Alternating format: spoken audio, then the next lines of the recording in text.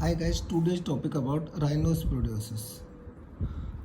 So this rhinosporidiosis is the aquatic protista. It is not included in the fungus because it is a separate kingdom. Like protista is separate kingdom. There are three domains: bacteria, archaea, and eukarya. In eukarya, there are four kingdoms. One is protista, second one is fungi, third one is plantae, fourth one is animalia.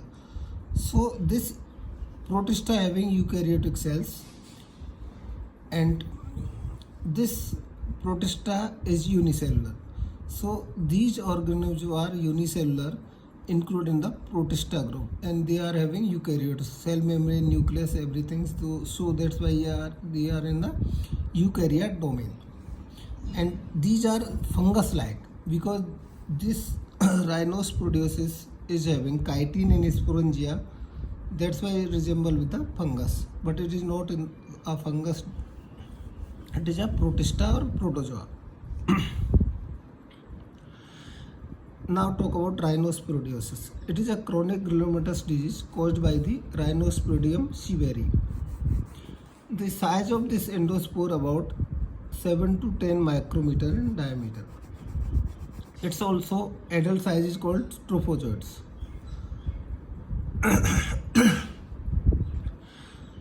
This included in the protista group, and it's between the protozoa and fish parasite. Initially, it's in the drip group. What is drip group? It is Dermatocystidium, roseate agent, Ichthyophonus, and Sorospermium. This is the drip group organism, but later on it's classified in protista in Mesomycetozoa by the Mendoza. Mendoza et al. Put this rhinosporidiosis into Mesomycetozoa, and this group located between fungi and animal in the protista group. And this Mesomycetozoa again divided into two divisions. One is Dermatocystidia or Ichthyophonidia. And this Dermatocystidia causes disease of mammals, birds and fish, and this Dermatocystidia having this order Rhinosporidium severi. So this is the classification which this Rhinosporidium severi comes in. So it is Mesomycetozoa in the protista group. Size about 7 to 10 micrometer in size. Now this disease first described by the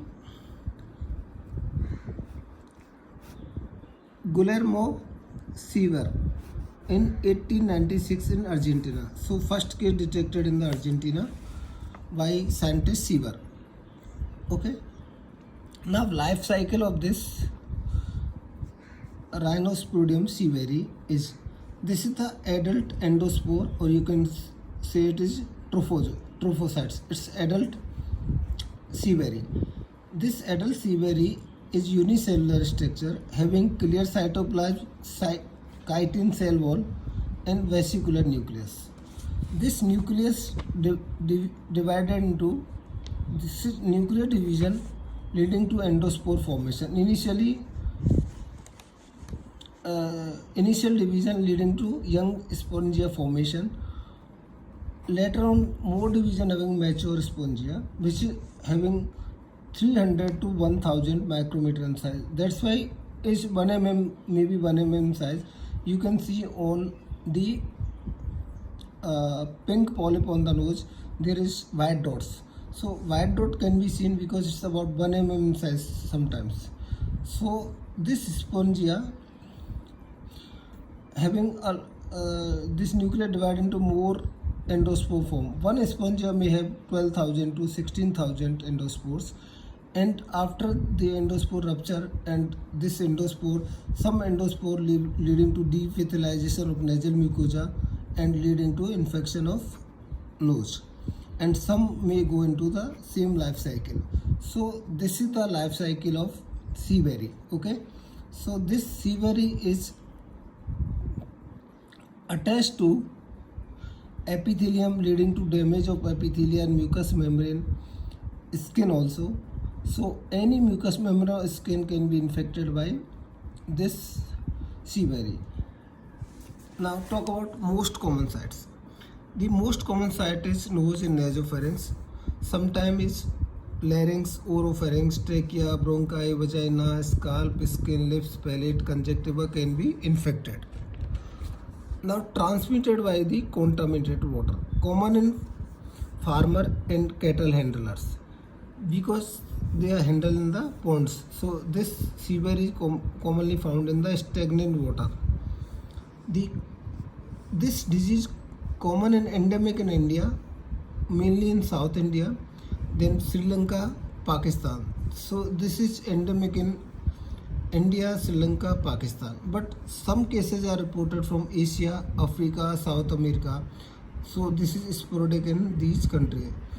But no case has been reported from the Australia. So Australia still not reported any case of rhinosporidiosis. It's common in young because anybody which is handling the animals are mainly young and taking bath in the ponds are young males. Common in males than female, but any age group or any gender can be affected. But because mainly male going in the ponds, that's why it's common in the male. The own examination.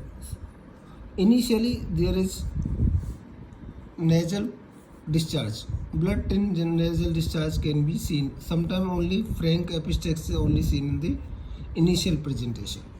Later on, there is polypoidal papillomatous friable mass which sometimes bleed on touch. Its mass is pink strawberry in color. There is blood tinged discharge. Frank epistaxis may be only presentation. Ulcerative lesion can mimic like carcinoma like. Okay, there may be ulceration formation in the nasal cavity or nasopharynx. Diagnosis mainly by the histopathology examination. It is this organism cannot be cultured because it's difficult to culture.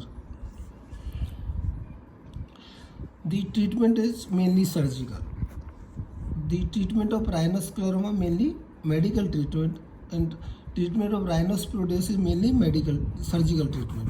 Surgery you have to do complete surgical excision, or you can coagulate or electrocoagulate the base of the lesion. Okay, so this is treatment of choice.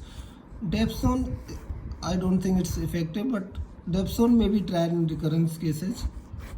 50 to 100 milligram per day for 3 weeks. So Dapsone can be given in recurrence cases. One main treatment is surgical only. But on histopatho examination, this seaweed can be resembled like the fungi Coccidioides immitis because its sporangia and endospore are same, but the size is very less.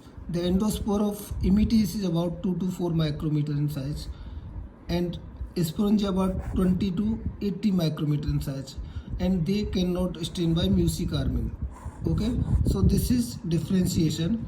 But endospore of this seaweed is about 7 to 10 micrometer in size. Sporangia about 300 to 1000 micrometer. They can be seen by sporangia can be seen by naked eye on the mass, pink mass, white spots. So this is all about rhinosporidiosis. Thank you so much.